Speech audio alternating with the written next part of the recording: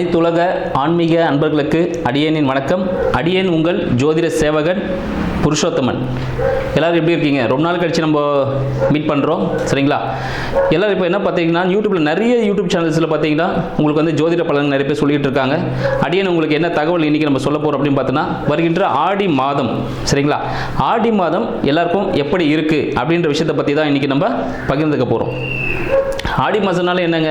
So ஆடி மாதம்னு பார்த்தீங்கன்னா எல்லாருமே சொல்லுவாங்க, அம்மனுக்கு கூழ் ஊற்றுறது, சரிங்களா?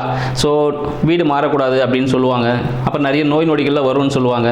எல்லா இடத்துல பார்த்தீங்கன்னா அக்னி சட்டி எடுக்கிறது, சரிங்களா? இது மாதிரி விஷயங்கள் தான் வந்து ரொம்ப பிரபலமாகவே இருக்கும். இந்த காலகட்டத்தில் பார்த்தீங்கன்னா நம்ம யாருமே வந்து பார்த்தீங்கன்னா ஒரு சுபமான நிகழ்ச்சிக்கு எதுவும் செய்ய மாட்டாங்க, சரிங்களா? எல்லாமே பார்த்தீங்கன்னா கடவுள் சார்ந்த ஒரு நிகழ்ச்சியாகவே இது நம்ம போய்கிட்டு இருப்போம்.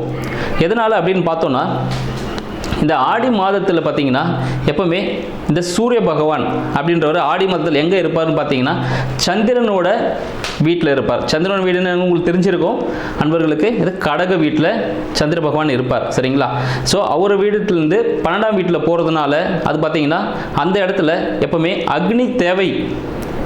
எப்பவுமே ஒரு இடத்துல பார்த்தீங்கன்னா எந்த பொருள் தேவையோ, இன்கேஸ் ஒருத்தருக்கு உடம்பு சரியில்லைன்னு வச்சுக்கோங்களேன், என்ன பண்ணுவோம், மருத்துவர் போயிட்டு என்ன விட்டமின் கம்மியாக இருக்குது, சரிங்களா, எந்த உடம்புல எங்கே பாதிப்பு இருக்குன்னு சொல்லிட்டு அதுக்கான ஒரு மெடிசன் எடுப்போம் பாருங்கள். அதுபோல் அந்த ஆடி மாதத்தில் சூரிய வெப்பம் பார்த்தீங்கன்னா குறைவாக இருக்கும், சரிங்களா? எல்லாருக்குமே இது வந்து மேஷராசிக்காரருக்கு தான் இருக்குமா அப்படின்னு பார்த்தா இல்லை, சரிங்களா?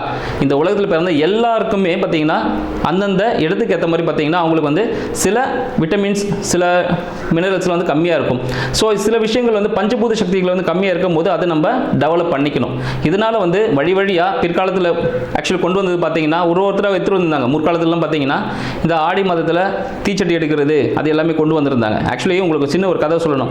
இந்த தீச்சட்டி எடுக்கிறது அப்படின்னு பார்த்தீங்கன்னா எங்கேருந்து வந்தது அப்படின்னு பார்த்தோன்னா, முற்காலத்தில் இந்த பழங்காலம் இருக்குது பாருங்கள், அந்த டைம்லலாம் ராஜாவை தவிர மற்றவங்க வீட்டிலலாம் நெருப்புன்றது வச்சுக்கக்கூடாது அப்படின்னு ஒரு ரூல் இருக்குது. இப்போ எப்படி நம்ம சில கன்லாம் வச்சுக்கக்கூடாதுன்னு சொல்கிறாங்க பார்த்தீங்களா, அது மாதிரி சில விஷயங்கள்லாம் இருந்தது. அந்த நேரத்தில் என்ன பண்ணுவாங்க பார்த்தீங்கன்னா, அரசர்கிட்ட தான் அந்த நெருப்புன்றது பார்த்தீங்கன்னா அரசர்கிட்ட தான் இருக்கும், பொதுமக்கள்கிட்ட இருக்கக்கூடாதுன்னு வச்சுருப்பாங்க. எதனாலனா இது திடீர்னு பிடிக்காதவங்க யாராவது என்ன பண்ணுவாங்க, அந்த நெருப்பு கொண்டு அந்த அரச மாளிகையோ இல்லை அவங்களுக்கு சம்மந்தமான இடத்துல எல்லாம் நெருப்பு வச்சு அதை அடிச்சிடுவாங்க. அப்படின்றதுனால நெருப்பு பொதுமக்கள் கூட இருக்கக்கூடாது அப்படின்னு சொல்லிட்டு, அப்போ அவங்க வீட்டில் சமைக்கலையா அப்படின்னு நீங்கள் ஒரு கேள்வி கேட்டிருக்கலாம். அதுவும் எனக்கு புரியுது.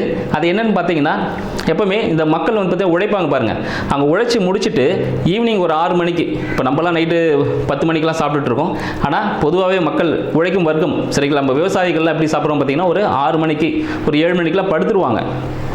அப்போ இந்த 6 மணிக்கு என்ன பண்ணுவாங்க, இந்த ஒரு இடத்துல பார்த்தீங்கன்னா ஊருக்கு ஒதுக்குப்புறமாக ஒரு நெருப்பு மட்டும் மூட்டிட்டு, சரிங்களா, அது 24 மணி நேரமும் அணையாமல் பாதுகாக்கிறதுக்கு 2 காவலாளியும் போட்டு வச்சுருப்பாங்களாம்.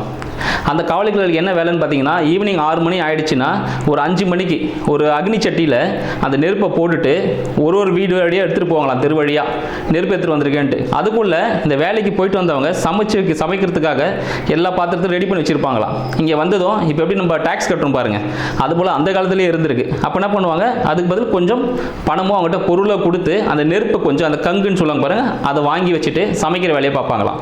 அது மாதிரி சமைக்கும் போது பார்த்தீங்கன்னா அதை சமைச்சு முடிச்சதும் அதை என்ன பண்ணுவாங்க, திருப்பி முடிச்சிட்டோம், அது சமைச்சு முடிச்சதுக்கப்புறமா எல்லாருமே அந்த நெருப்பை அணைச்சிடணும்.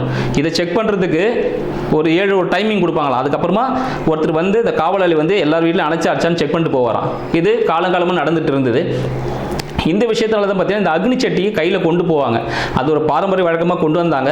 அப்புறம் சில காலம் கழி என்ன ஆச்சுன்னு பார்த்தீங்கன்னா, அரசர் வந்து கொஞ்சம் டெவலப் ஆகிட்டோம் பார்த்தீங்களா, நம்ம அது போல் டெவலப் ஆகும்போது ஒவ்வொருத்தரும் வச்சுக்கலாம் அப்படின்னு சொல்லியிருந்தாங்க. ஆனால் நம்மளோட பாரம்பரிய மக்கள் இந்த அக்னி சட்டியை கையில் கொண்டு போயிருந்தாங்க பாருங்கள், அதை அம்மனுக்கு தான் படைப்பாங்க, சரிங்களா? அது அம்மன் கோவில் வெளியே தான் வந்து அந்த 24 மணி நேரமும் அந்த அக்னி சட்டி எரிஞ்சிக்கிட்டே இருக்குமா எப்பவுமே, அதை அணையக்கூடாதுன்றதுக்காக. அதை பாரம்பரியமாக இப்போ கொண்டு வந்து எல்லா அம்மன் கோவில்லையும் இந்த அக்னி சட்டி ஏந்துறது அப்படின்ற ஒரு விஷயம் வந்திருக்கு. அடுத்து நம்ம என்ன ராசிக்காரர்கள் பார்க்க போகிறோம் அப்படின்னு பார்த்தோன்னா, நம்ம கடக ராசிக்காரர்களை பற்றி பார்க்க போகிறோம். கடக ராசிக்காரர்கள் ரொம்ப பார்த்தீங்கன்னா அவங்க ஒரு பயந்த சுபாவம் உடையவர்கள் அப்படின்னு சொல்லலாம், சரிங்களா? அவங்க பயந்த சுபாவம் மட்டும்தான் இருக்குமான்னு பார்த்தீங்கன்னா ஒரு வெள்ளை மனதுக்குரியவர்கள் அப்படின்னும் சொல்லலாம், அவங்க தூய மனதுக்குரியவர்கள்னு சொல்லலாம், சரிங்களா? அவங்க எப்பவுமே எப்படின்னு பார்த்தீங்கன்னா ஒரு வெகுளித்தனம் அவங்ககிட்ட இருக்குங்க. எல்லா விஷயமும் தெரிஞ்சிருக்கும், ஆனால் தெரியாத மாதிரியே இருப்பாங்க. என்னென்னா நிறைய விஷயம் கற்றுக்கணும் அப்படின்னு சொல்லிட்டு நிறைய விஷயத்தை கற்றுக்கணும், நிறைய இண்டஸ்ட்ரிக்குள்ளே போவாங்க. நிறைய விதமான இண்டஸ்ட்ரிக்குள்ளே போயிட்டு அது என்னன்னு சொல்லிட்டு அதோட எண்டு வரைக்கும் பார்த்துட்டு வரக்கூடிய ஒரு ராசிக்காரர்கள் தான் நம்மளோட கடக ராசிக்காரர்கள். இவங்களுக்கு இப்போ எப்படி இருக்க போகுது அப்படின்னு பார்த்தோன்னா, இவங்களோட வழிபாடுகள் எல்லாமே ரொம்ப சிறப்பாக இருக்க போது. இவங்க ஆன்மீக வழிபாடு, ஆன்மீக தலங்களுக்கு சென்று வரும்போது பார்த்தீங்கன்னா ரொம்ப சிறப்பை கொடுக்கக்கூடிய, சரிங்களா, இந்த காட்டு செல்லியம்மன் அப்படின்னு சொல்லுவாங்க. எடுத்தோடனே உங்களுக்கு சொல்லிட்டேன், சரிங்களா. ஸோ இந்த காட்டு செல்லியம்மன் வழிபாடு செய்யும் போது கடகராசிக்காரர்களுக்கு மிக அற்புதமாக இருக்கும், சரிங்களா. பெரியபாளையம் போகிற ரூட்டில் இருக்கு, அங்கே போயிட்டு வந்து ரொம்ப சிறப்பாக இருக்கும். எதனால அப்படின்னு சொல்றேன்னு பார்த்தீங்கன்னா, அவங்களுக்கு காட்டு செல்லியம்மன் காடுகளில் வாழக்கூடிய, சரிங்களா, ஒரு தெய்வம். சரி, காட்டு செல்லியம்மன் அது ஒரு ஊர் தான். அங்கே இருக்கிற அந்த தெய்வத்தை வழிபடும் போது மிக சிறப்பாக இருக்கும். அடுத்து இவங்களோட வருமானங்கள், குடும்பம்லாம் எப்படி இருக்கும், எப்படி அமைய போகுது அப்படின்னு பார்த்தோம்னா, வருமானம் சார்ந்த விஷயங்கள்லாம் பார்த்தீங்கன்னா ரொம்ப சிறப்பாகவே இருக்கும். இவங்களுக்கு மனதுக்கு பிடித்த வேலை அமையக்கூடிய ஒரு காலகட்டம், சரிங்களா. இவங்களுக்கு என்ன மனசுக்கு பிடிச்சி நான் இந்த இண்டஸ்ட்ரியில் போகலான்னு நினைப்பாங்க, அதே வேலை அவங்களுக்கு கிடைக்கும், சரிங்களா. பட் சில தடங்களுக்கு பிறகே கிடைக்கும். அதனால் நீங்கள் என்ன பண்ணுங்க, அந்த தடங்களில் வந்தாலும் ஒரு சக்ஸஸ்ஃபுல்லாக இருக்குன்னு சொல்லிட்டு ஏற்றுக்கங்க, சரிங்களா. முருகப்பெருமானுக்கு, சரிங்களா, முருகப்பெருமான் கோவில் சென்று வந்தால் உங்களோட வாழ்க்கை மாறும். முருகப்பெருமான் கோவிலுக்கு நீங்கள் ஏதாவது வேலை விஷயமா ஏதாவது போய் ஜாயின் பண்ண போறீங்க, ஒரு வேலை விஷயமா புதுசாக தொடங்க போறீங்க அப்படின்னும் போது முருகப்பெருமான கோவிலுக்கு போயிட்டு வாங்க. போயிட்டு நீங்க செய்யும் போது மிக சிறப்பாகவே ஒரு அமைப்பில் இருக்குங்க. அடுத்து பார்த்தீங்கன்னா, உங்களை தந்தையின் மூலமாக, சரிங்களா, உங்களை தந்தை மூலமாக ஒரு சிறிய கடன் இல்லைன்னா அவருக்கு ஒரு சிறிய உடல் உபாதைக்கான ஒரு செலவு ஏற்படுறதுக்கான வாய்ப்புகள் நிறைய இருக்கு. அதனால அதுக்கான ஒரு சின்ன ஒரு சொல்யூஷன் உங்களுக்கு சொல்றேன், சரிங்களா. தந்தை கிட்ட கோவப்படாதீங்க, சரிங்களா. அவர் சின்ன உடல் உபாதைகள் இருக்கும், அது என்னன்னு சொல்லிட்டு செக் பண்ணிக்கோங்க. செக் பண்ணதுக்கான ட்ரீட்மெண்ட் பண்ண ஆரம்பிச்சிருங்க. தந்தை கிட்ட அவரை நெய் வாங்கி கோவிலில் கொடுக்க சொல்லுங்க, சரிங்களா. நெய் வாங்கி ஒரு பெருமாள் கோவிலில் கொடுக்க சொன்னீங்கன்னா அவருக்கான விஷயங்கள் உங்களுக்கு சாதகமாகவே அமைய ஆரம்பிச்சிடும், சரிங்களா. அடுத்து உங்களோட வீடு, வண்டி, வாகனம், சரிங்களா. வீடு கட்டணும், ஐயா வீடு கட்டினா அது நடக்குமா, வீடு ரொம்ப நாள் வீடு தடங்களே நிற்கிது, அது மாதிரி சில விஷயங்கள்லாம் உங்களுக்கு இருக்கும். அந்த விஷயங்களும் கொடுக்கும்போது உங்களுக்கு மிக சிறப்பாக உங்க கையில் கிடைக்கிறதுக்கான வாய்ப்புகள் உண்டு. நீங்க ஆடி மாதம் முடிந்ததுமே வீடு கட்டுறதுக்கான வேலைகளை தாராளமாகவே ஸ்டார்ட் பண்ணிடலாம், சரிங்களா. அடுத்தது உங்களோட சொல்லி இந்த வழிபாடு தெய்வம் காட்டு செல்லியம்மன் சொல்லிட்டு, அது ஞாயிற்றுக்கிழமையில் நீங்கள் போயிட்டு பண்ணும்போது அது ரொம்ப சிறப்பாக இருக்கும். அங்கே நிறைய பலியிடுதல் அப்படி சில விஷயங்கள்லாம் பண்ணுவாங்க. நம்ம பார்த்தீங்கன்னா அந்த பலியிடுதல் வேண்டாம், நீங்கள் அங்கே போயிட்டு வணங்கிட்டு வந்தாலே போதும். நம்ம சொல்கிற சில விஷயங்கள் நுட்பமாக இருக்கும். காட்டு செல்லியம்மன்னா அந்த செல்லியம்மன் மட்டும் வணங்கிட்டு வரணும். போகிற வழியில் அப்படியே ஒரு பெருமாள் கோவில் போயிட்டு, வர்ற வழியில் அப்படியே ஒரு காட்டு செல்லியம்மன் பார்த்துட்டு, அப்புறம் திருப்பி ஒரு சிவன் கோவில் பார்த்துட்டு அப்படியே ரிட்டர்ன் வீட்டுக்கு வரக்கூடாது. நேராக போகணும், காட்டு செல்லியம்மனை சந்திக்கணும், அவங்கள பார்க்கணும், ஒரு அர்ச்சனை ஒன்று பண்ணுறோம், வீட்டுக்கு நேராக வரும். இந்த விஷயங்கள் பண்ணும்போது ரொம்ப சிறப்பாகவே இருக்கும். அடுத்தது நம்ம கடகராசிக்கு, சரிங்களா, 4க்கும் 11க்கும் அதிபதி சுக்கிரன், சரிங்களா, அவரோட ஆட்சி வீட்டில் இருக்கிறார். அப்போ ஆட்சி வீட்டில் இருக்காருன்னா என்ன பண்ணுவோம், அவரோட இடம் சம்பந்தப்பட்ட விஷயங்கள், சரிங்களா, ஜாதகரோட இடம், தாயார் சம்பந்தப்பட்ட விஷயங்கள் பார்த்தீங்கன்னா ஒரு சின்ன பிரச்சனைகள் இருக்கிறதுக்கான வாய்ப்புகள் உண்டு. அந்த பிரச்சனைகள் தீர்ந்து கோர்ட்டு கேஸுன்னு இவர் போனார்னா இவருக்கு சக்ஸஸை கொடுக்கும். சில பேருக்கு வந்து பார்த்தீங்கன்னா பேச்சுவார்த்தையிலே முடிச்சுடுவான்னு நினைப்பாங்க, ஆனால் பேச்சுவார்த்தைக்கு அங்கே இருக்க இடமே இருக்காது. அவர் என்ன பண்ண வேண்டியிருக்கும், அந்த நேரத்தில் ஒரு கோர்ட்டு கேஸுக்கு போகணும், ஒரு போலீஸ் ஸ்டேஷனுக்காவது போகணும். போனார்னா அது அவருக்கு சக்ஸஸை கொடுக்கும். அவங்களோட அம்மாவுக்கு, சரிங்களா, கடகராசியில் பிறந்த ராசி லக்னக்காரர்களுக்கு அவங்களோட தந்தை, தாய், சரிங்களா, கண்டிப்பாக இவங்க 2 பேருக்குமே ஒரு மருத்துவ செலவுகள் இருக்கு. அது இல்லாமல் பார்த்தீங்கன்னா இந்த அம்மா வழியில் சொத்துக்கள் கிடைக்கிறதுக்கான வாய்ப்புகள் ரொம்ப அதிகமாக இருக்குங்க, சரிங்களா. இந்த சொத்துக்கள் கிடைக்க வாய்ப்பு அதிகமாக இருக்க சொன்னதுனால அம்மா மட்டுமே பார்க்கக்கூடாது, தந்தையும் பார்த்துக்கணும், சரிங்களா.